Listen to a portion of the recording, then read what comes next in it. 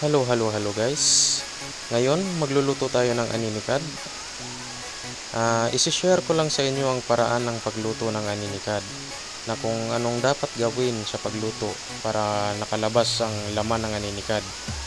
Para hindi na kayo mahirapang magsungkit-sungkit. Kasi mahirap pag hindi nakalabas yung laman eh. Mahirapan kang sungkitin. Okay, umpisahan na natin ang pagluto guys. Ito pala yung mga ingredients na ating gagamitin. Bawang, sibuyas, kamatis at luya. Halo na itong lulutuin natin. May maninikad at saka saang. Ito guys, tubig. Lagyan natin ng asin para sabihin ng mga aninikad na nasa dagat pa rin sila. Ilalagay ko itong tubig after kong magisa yung bawang, sibuyas, kamatis at luya.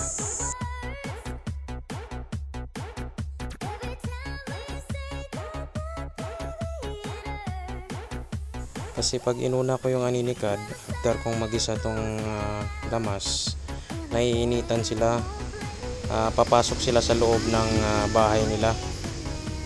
Kasi ayaw nilang biglang mainit.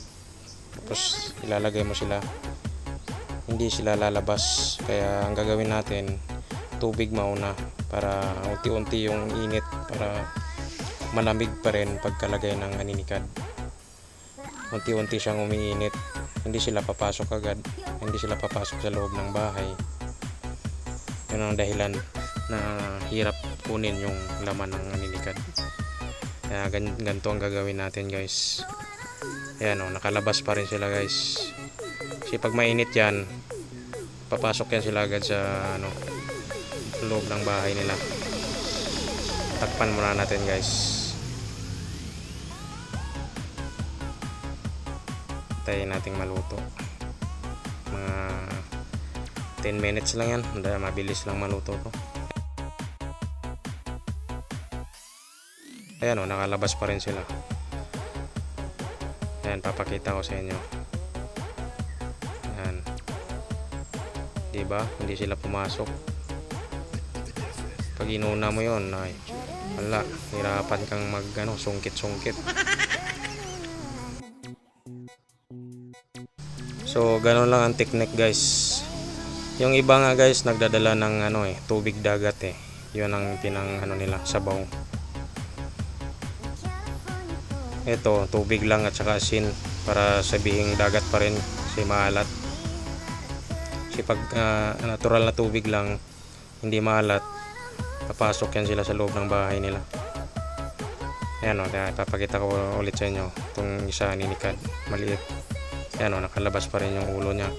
So di ka na mahirapang kunin, kamayin mo lang. Ito pa isa o. Actually guys, itong mga saang dyan, pinukpok ko na lang ng martilyo yan guys. Kasi hirap talaga yan silang lumabas. Mahaba kasi yan sila, saka sensitive. Mapainit man o malamig ang tubig, pumapasok pa rin yan sila sa loob ng bahay nila. Kaya pinukpok ko na lang ng martilyo. Saka mahaba yan yung bituka nila sa hanggang dulo yan. Di tulad ng aninikad, maikli lang, kaya pwede lang sungkitin.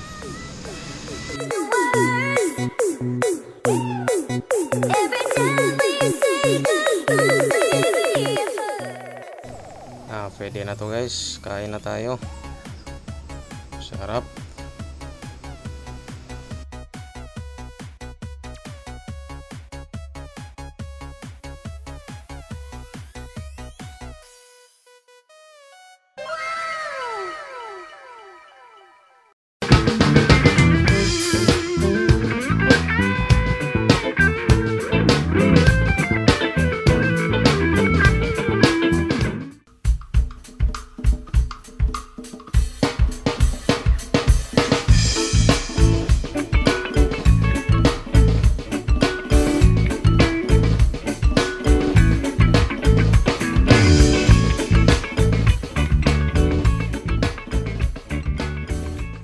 you for watching guys. Please subscribe my YouTube channel, Robin Jules.